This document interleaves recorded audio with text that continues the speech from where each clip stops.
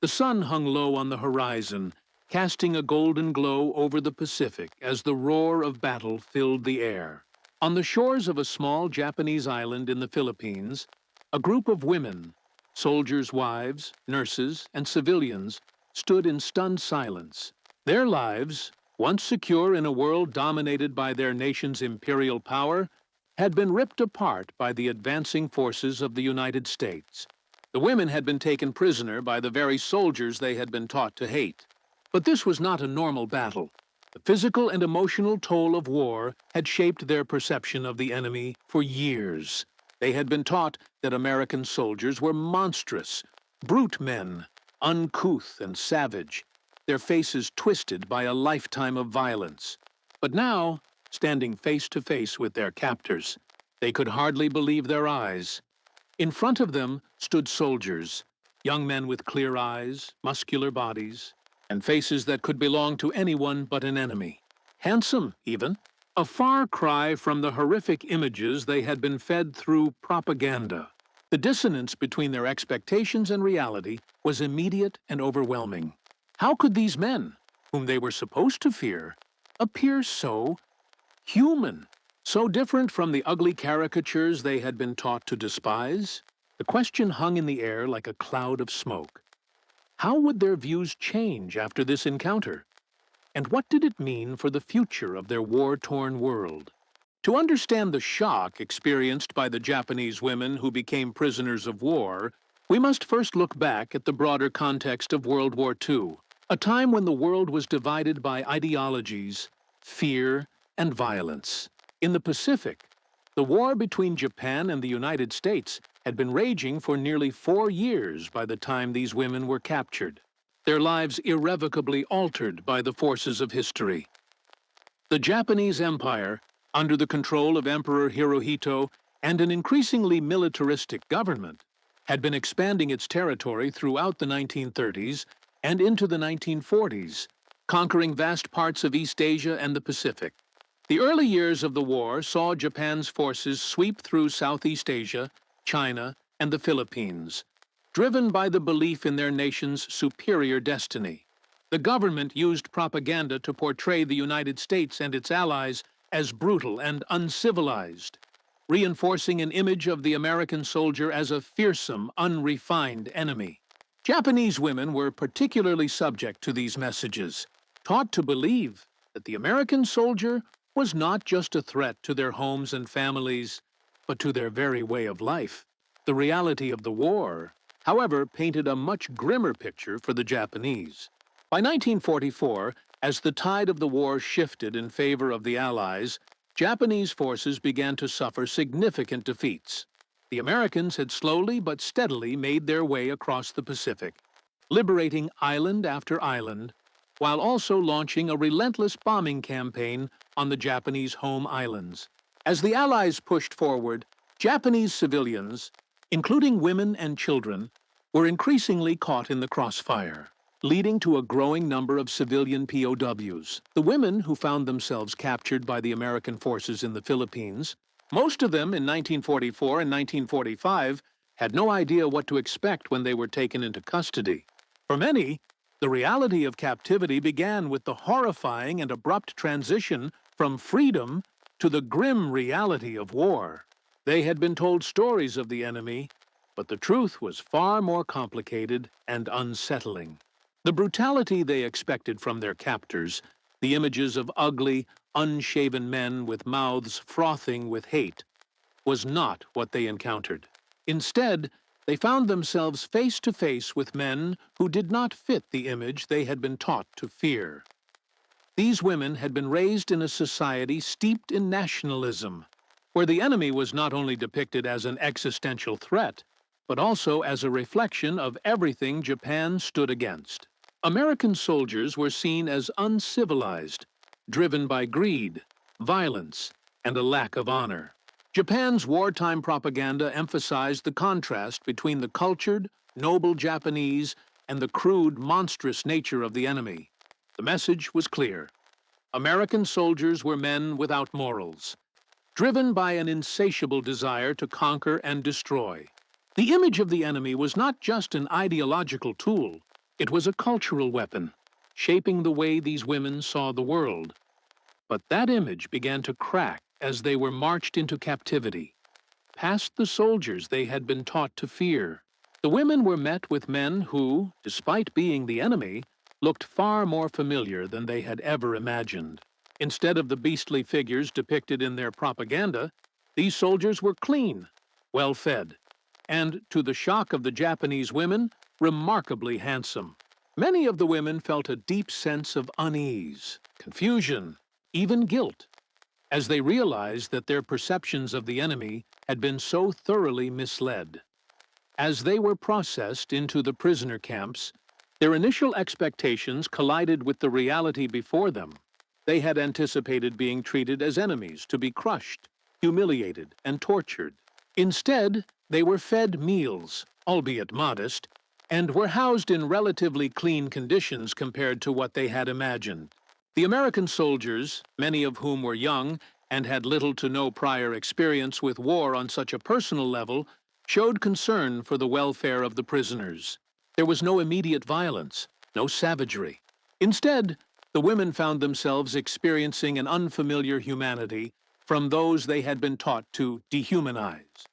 The central question this episode explores is how these women, shaped by years of wartime propaganda, could reconcile the men they had been taught to hate with the reality of the men standing before them. It's a question that reveals not just the power of wartime narratives, but the human capacity to adapt and change in the face of shocking contradictions. What happened when the lies they had been fed about the enemy were shattered by their very experience? And how did this transformation affect their perceptions of the war, of their captors, and of themselves? The path that led these women into captivity was marked by chaos and uncertainty. Rooted in the larger conflicts unfolding across the Pacific, the American forces, in their efforts to reclaim the Philippines, had begun a brutal campaign of island hopping, liberating territory from the Japanese in a systematic, step-by-step fashion. This brutal strategy involved intense battles that often left both soldiers and civilians caught in the crossfire. The women who became POWs were not soldiers, nor were they combatants. They were ordinary civilians, wives, daughters, nurses, and teachers, whose lives had been irrevocably altered by the war. Many of these women had been living in the Philippines when the Japanese occupation began. In 1941, Japan had swiftly taken control of the archipelago, imposing strict military rule. While many civilians were initially caught by surprise, the Japanese occupation came with promises of safety and security for the native population. Women were expected to fulfill traditional roles, supporting the military effort by serving as nurses, caretakers, and even working in military offices. For these women, the war became a daily reality. But the idea of being captured, of being torn away from their families and homes, was a distant possibility. But that possibility came to fruition as the tide of war turned against Japan. In 1944, as the Allies launched the Battle of Leyte, the Japanese forces were faced with overwhelming resistance. The American forces, with their superior technology and air power, began to push the Japanese out of the Philippines. For those civilians caught in the midst of the fighting, there was no escape. As the front lines shifted, entire villages were destroyed, and many women were taken captive by the advancing American soldiers. These women were brought into makeshift prisoner camps, where they were held under the supervision of American military personnel. The reality of captivity was a far cry from the clean, orderly image of the Japanese military that many had grown up with. For many of the women, the first few days in captivity were a blur of fear and confusion. They were given little information about their fate, their families, or the conditions they would face. Their world, once familiar, was now filled with uncertainty. Their expectations, however, were based on years of wartime propaganda. They had been taught to fear the Americans, taught that these men, with their pale skin and strange customs, were unworthy of any respect. They had been told that American soldiers were barbaric, prone to violence, and utterly without honor. The propagandists portrayed them as brutal and uncaring, creatures who would show no mercy or compassion. The images of war in the Japanese media were filled with distorted portrayals of the Americans, heavy-set men with disfigured faces, cruel and heartless, enemies to be destroyed. These women had internalized this image of the enemy over years of indoctrination, and they had come to believe it. In their minds, the Americans would likely treat them with disdain, perhaps even cruelty. They feared the American soldiers would show no mercy, that they would be subjected to endless suffering and abuse. But as they were taken into captivity, they began to notice the differences between what they had expected and what they were encountering. The first sign that their expectations might be wrong came with the food. In the early days of captivity, the women were given meals that, though simple, were far better than what they had been accustomed to in their own homes. The Japanese had been living under strict wartime rationing for years, and many had been surviving on the bare minimum. The women were used to eating very little, often relying on rice and simple vegetables. But the American soldiers, despite the ongoing war, made sure the POWs were fed. Though it was far from a feast, the food was enough to keep them alive. And it was a luxury the women had never imagined they would experience in captivity. Their expectations were further shaken by the conditions of their captivity. In the early days, the prisoners were housed in tents or basic shelters that provided some protection from the elements. While the accommodations were hardly luxurious, they were clean, far better than the squalid conditions the women had expected. The prisoners were not immediately subjected to forced labor or punished for being captured. Instead, they were treated with a certain degree of respect, an attitude the women could not reconcile with the brutal image of the enemy they had been taught to fear. As the days went on, the reality of their captivity became clearer. The American soldiers who guarded the camps did not fit the image of the savage, animalistic foes that had been described in propaganda. These soldiers were young men, many of whom were not much older than the women themselves. The soldiers were disciplined, well organized, and seemed intent on maintaining some semblance of order.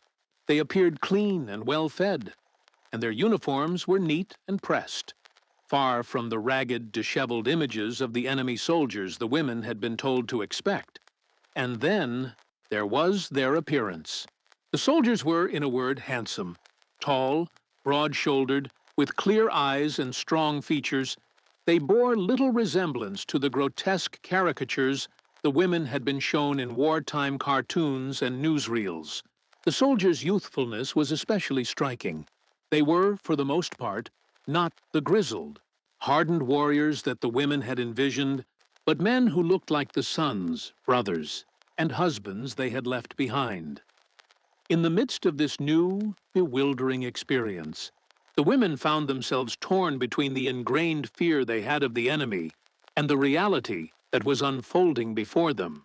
This was not the brutal, inhumane world they had expected. How could it be? How could these soldiers, so clean, so well-groomed, and even pleasant, be the same men they had been taught to loathe? The shock was overwhelming. Their minds, conditioned by years of propaganda, struggled to make sense of the dissonance they were experiencing. This raised an important question. If their captors were not the monstrous, savage beings they had been led to believe, what did that mean for the war they were fighting, and for the very idea of the enemy? As the days turned into weeks, the Japanese women began to process their new reality. The stark contrast between their expectations and the reality of their captivity created an unsettling cognitive dissonance. They had been raised in a world where every aspect of life was permeated by the idea that Japan's enemies were inherently evil, without redeeming qualities. American soldiers, as the propaganda had taught them, were symbols of everything Japan was fighting against. Yet, the men before them did not conform to these expectations. Instead, they presented a completely different picture, one that was as unexpected as it was confusing. One of the first surprises was the treatment the prisoners received. For the women, there was no immediate cruelty or hostility from their captors. Although they were under guard and their movements were restricted, they were not beaten, starved, or tortured, as they had feared. In fact, many of the soldiers, though still soldiers in the middle of a bitter war, seemed genuinely concerned for the well-being of the prisoners. This concern manifested itself in small but meaningful ways. Some of the soldiers shared their rations with the women, offering them fruit or extra bread when they had it. While these gestures were not extravagant, they were an early indication that the prisoners might not face the kind of inhumane treatment they had been conditioned to expect. The lack of brutality was a shock in itself. In Japanese wartime culture, there was a strong sense of honor and pride, and prisoners were often treated with disdain or outright cruelty. The women had been taught that American soldiers lacked honor, and they expected their treatment to reflect that. Instead, they found themselves in a strange limbo, where their captors acted with a decency that seemed foreign and incomprehensible. The discrepancy between the image they had been taught to fear and the behavior of the soldiers created a growing sense of unease among the women. They were no longer sure what to believe about the enemy. The cleanliness and orderliness of the American camps were also significant points of shock. Prisoners were provided with adequate shelter and food, things the women had not anticipated in a war-torn world. The Japanese military, by contrast, was often plagued by poor logistics and shortages of basic necessities, and civilians were no strangers to suffering. The idea that their captors, in the midst of war, could offer them something as basic as clean drinking water, hygiene supplies, and food was not just surprising, it was profoundly disorienting.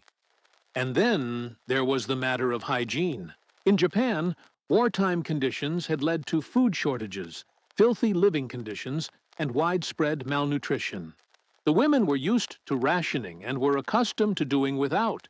But here, in the camps, they were given soap, clean clothes, and access to water. The soldiers were careful to ensure that the prisoners were kept clean and safe from disease. This was a level of care they had never imagined receiving at the hands of their enemies.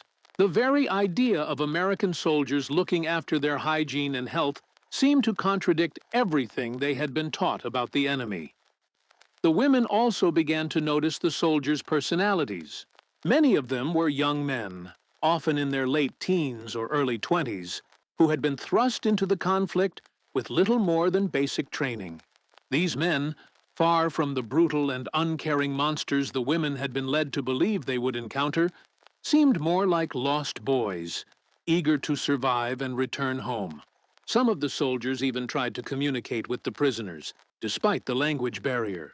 Though these attempts were often clumsy, they were a stark contrast to the impersonal and violent image the women had been taught to associate with the enemy.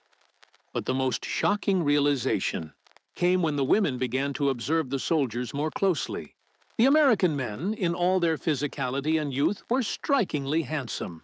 Tall, broad-shouldered, and with strong, chiseled features, they bore little resemblance to the grotesque and twisted caricatures that had been depicted in wartime propaganda.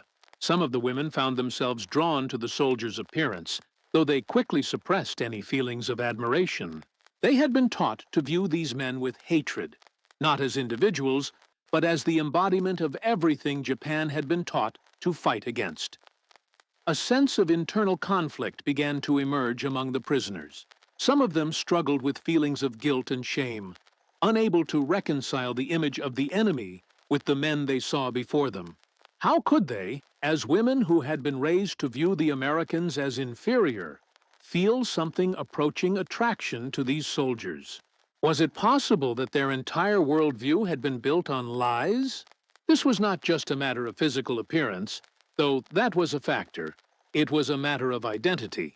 The women had been taught to define themselves in opposition to the enemy, but now, as they interacted with the soldiers, they found themselves questioning the very foundation of that identity. At the same time, the emotional impact of the captors' behavior began to take its toll. Some of the women felt a profound sense of alienation, caught between the loyalty to their country and the growing recognition of the humanity of their captors. A woman named Emiko, for instance, had been a nurse during the early years of the war. She had worked tirelessly in hospitals, tending to wounded soldiers, and had been conditioned to see the enemy as something to be feared. But now, in the prisoner camp, she found herself confronted with a soldier who was injured and required medical attention. He spoke to her softly, asking for help. Despite the tension of the situation, Emiko couldn't bring herself to feel animosity toward him. She cleaned his wound with the same care she would have shown any of her own countrymen. This internal shift in perception was not something that could be easily processed. The soldiers, for their part, were largely unaware of the confusion their appearance and kindness had caused. They treated the women with a level of respect and care that seemed natural to them. After all, they were trained to follow the Geneva Conventions and maintain the decency expected of American servicemen. But for the women, these small acts of kindness and humanity were jarring, shaking their deeply ingrained beliefs about their enemies. As these contradictions piled up, it was clear that the women's understanding of the war and of their own identities was beginning to unravel. What was once clear was now murky. The question lingered. If their captors were not the savage beasts they had been taught to fear, what did that mean for the war itself? And more troubling still, what did it mean for the women who had been told for so long who they were and what they should believe? As the days in captivity stretched into weeks and months, the initial shock of the women's first impressions began to settle into a more complicated reality. The contradictions between their expectations and the behavior of their captors grew increasingly difficult to ignore. They had come into the camps with one clear image of the enemy, but as they witnessed more and more of the soldiers' actions, their understanding of the war and of their own identities was thrown into disarray.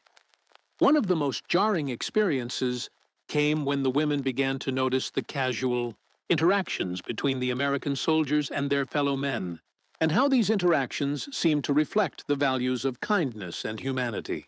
It was an odd contrast to the rigid, hierarchical military culture they had been familiar with in Japan. The American soldiers, despite being in a foreign land and engaged in a brutal war, often behaved with a sense of equality and respect toward one another. The women observed them sharing food, laughing together, and even engaging in light-hearted games during their downtime.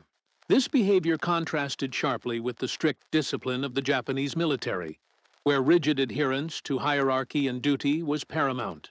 The Japanese soldiers they had encountered before their capture had shown little camaraderie, often isolated from one another in the pursuit of military goals. Now, the American soldiers seemed to value solidarity and human connection in a way that felt almost foreign to the women. The cultural gap between the women and their captors was still wide, but the idea that the Americans were simply other was beginning to unravel. These soldiers, many of whom were no older than the women themselves, didn't fit into the role of the enemy they had been taught to fear. The realization was unsettling. How could these men, who appeared to live by such different standards, also be the enemy? They were not so different from the men the women had left behind. Their fathers, brothers, and husbands, each of whom had been forced to play their own part in a war they had not chosen. For some women, this realization sparked internal conflict that would not easily resolve. They had grown up in a world where duty to one's country was sacred, where loyalty to the emperor and the state took precedence over all else. To question the actions of the Japanese government was almost unthinkable. Yet now, in the face of their captors' kindness and civility, these women were forced to reckon with their beliefs. Was Japan truly fighting for the right cause?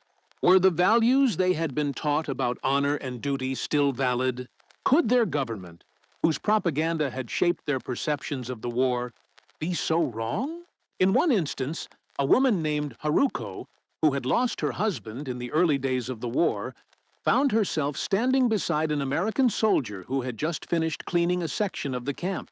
She had been assigned to help with the work as part of the camp's daily routine, though her task seemed far less demanding than the back-breaking labor she had once endured in the war effort. As she swept the floor of the makeshift barracks, she couldn't help but notice the American soldier working beside her. He was tall, with deep-set eyes and an easy smile. And though his uniform was worn and dirtied by the harsh conditions, there was an undeniable gentleness to his demeanor. She had been taught to loathe these soldiers, to see them as heartless invaders. Yet, in the quiet moments when she looked at him, she could not bring herself to hate him. Instead, she found herself quietly studying him, trying to understand what he was thinking. The contrast between his appearance, young, fit, and handsome, and the brutal image she had been raised with, was too much for her to reconcile. In the evenings, when they shared meals in silence, she would watch the soldiers laugh and joke with each other as though they had no awareness of the suffering around them. It was as though the war had not stripped them of their humanity, as it had stripped her and so many others. This quiet exchange, this unwelcome but inevitable reappraisal, was not unique to Haruko. Across the camp, other women began to observe the same things. The soldiers did not exhibit the cruelty they had been taught to expect. Some even went so far as to engage in light-hearted conversations with the prisoners, asking about their families, their lives before the war, and sharing small details of their own experiences. There was, at times, a sense of awkwardness, a hesitancy on both sides. But beneath that, there was something real, something that could not be ignored. The more the women saw of their captors, the more they began to question the narrative they had been fed. For many, this questioning became a gradual unraveling of their loyalty to the Japanese government. In letters home to their families, some of the women began to write of their growing doubts. They were still loyal to Japan, of course. They were still prisoners, after all, but they could not deny that their experiences were challenging the very framework through which they understood the war. One letter, written by a woman named Yuki, read, "I once believed we were fighting to preserve our way of life, to protect our honor and our families. But now I see that these men, though they fight for different reasons, are not so different from us. They are scared, too. They have families. They have hopes. How can this be the enemy? How can we be so wrong?" This sentiment spread quietly among the women. For some, it was a moment of profound disillusionment. For others, it was the beginning of a shift in perspective, one that did not immediately resolve into hatred or resentment, but instead gave birth to a kind of ambivalence. The lines between friend and foe were no longer so easily drawn, but despite these shifting perceptions, many women continued to hold on to a sense of duty, a sense of obligation to their country. Even as they interacted with the soldiers, even as they saw their captors' humanity, the belief that they were still, ultimately, enemies remained deeply embedded. The contradictions of their situation, between loyalty and humanity, between fear and curiosity, grew more pronounced. Could they ever reconcile the love for their country with the kindness they were receiving from the very soldiers they had been taught to hate? The emotional toll of this inner conflict was palpable. Each day, the women wrestled with their feelings, caught between the values they had been raised with and the growing reality before them. It was not simply about survival anymore. It was about identity. And in that struggle, they began to understand something they hadn't considered before. The true cost of war was not just measured in lives lost or land conquered, but in the very beliefs and identities that it destroyed. As they moved through the motions of their daily routines, the question loomed larger and larger. How could the image of the enemy that had been so carefully constructed be so utterly wrong? And if that image was false, what did that mean for the war, and for the women who had believed in it so fiercely? The transformation that had begun in the hearts and minds of the women who were held captive was now reaching its peak. The dissonance between what they had been taught to believe and what they were experiencing could no longer be ignored. The war, which had once seemed so black and white, now appeared much more complex. The emotional and psychological toll of their captivity had brought them to a critical turning point. The propaganda they had lived with all their lives, the belief in the inherent barbarity of the American soldier, the belief in the nobility of their own cause, was crumbling. The pivotal moment came one afternoon, when the camp was filled with an uneasy tension. A group of women had been asked to help the soldiers with organizing supplies. The task was simple, sorting through boxes of equipment and supplies meant for other camps, but it marked a significant shift in the dynamic between the women and their captors. The soldiers, still young and somewhat naive about the complexities of war, began to speak to the women more directly. This time, there was no barrier of formal authority between them. The guards weren't looking over their shoulders. Instead, the soldiers had relaxed a bit, and conversations flowed more naturally. One soldier, a young man from California named George, had developed a particular rapport with a woman named May. Over the past few weeks, they had shared a few hesitant conversations, exchanging pleasantries about their lives before the war. He had learned that May was once a schoolteacher, and she had told him about her family back in Japan. George, for his part, shared stories about growing up in a small town, his aspirations before the war, and the difficult realities of combat. Neither of them expected to form any kind of deep connection. After all, they were enemies. Yet, there was something profoundly human in the way they began to relate to one another, quietly bridging the gap between them with shared stories of home and loss. That afternoon, George spoke to May with a quiet, almost apologetic tone, his voice betraying a sense of confusion he had not been able to articulate before. "I don't know how this happened," he said, gesturing around the camp. "I was just following orders, but now I'm not sure what to think anymore." May could only nod, the same sense of disillusionment gnawing at her. She had been raised to hate these men, had been conditioned to see them as evil. Yet here they were, just like her, caught in the same tragic web of war. Her heart ached, not just for her own country's losses, but for the universal suffering that both sides were enduring. And as she looked at George, his earnest eyes searching for understanding, she realized that she could no longer view him as a faceless enemy. The pivotal shift was not just in the conversations between May and George, but in the way other women began to see their captors. The growing realization that their perception of the enemy had been molded by lies and propaganda began to sink in deeply. The emotional weight of this realization was overwhelming for many. The concept of us versus them began to disintegrate. These soldiers were not the cold-hearted monsters they had been led to believe. They were young men, many of whom shared similar desires for peace, safety, and return to their families. They had not been given the choice to fight. Like the women, they were pawns in a vast geopolitical game that was rapidly spiraling out of control. In a particularly moving instance, one woman, Aiko, found herself tending to an injured American soldier who had been caught in a skirmish during a nearby battle.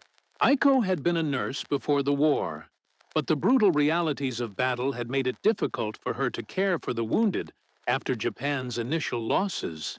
She had always thought of enemy soldiers as objects to be feared, to be dehumanized, but as she held this soldier's hand and gently cleaned his wounds, the humanity in him became undeniable. He had been in the same position as her, caught between forces beyond his control. His pain, his vulnerability, was no different from hers.